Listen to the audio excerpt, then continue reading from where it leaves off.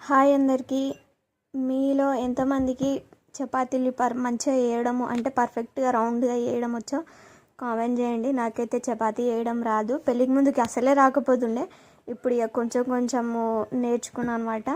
అంటే ఇక ఒప్పుకున్న పానానికి తప్పుతుందా అన్నట్టు ఇక తీసుకొచ్చిన ప్యాకెట్ ఉడగొట్టాలి కదా అని చెప్పేసి నేనైతే చపాతీలు అయితే చేసేద్దామని రంగంలోకి దిగిన.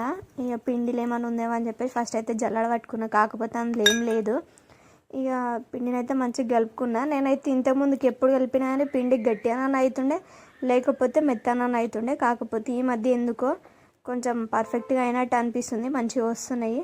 ఇక పిండిని మొత్తం కలిపేసుకున్న తర్వాత నేనైతే చపాతీని మంచిగా వచ్చినాయి.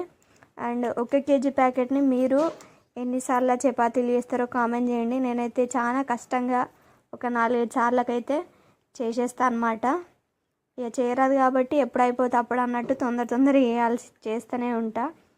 అండ్ మీరు 1 కేజీ ప్యాకెట్ని ఎన్ని నెలలు వాడతారు, లేకపోతే ఎన్ని రోజులు వాడతారు అనేది ఖచ్చితంగా కామెంట్ చేయండి. అండ్ నా చపాతీ ఎలా వచ్చిందనేది కూడా ఖచ్చితంగా కామెంట్ చేసి చెప్పండి, రౌండ్గా వచ్చిందా ఎలా వచ్చిందని.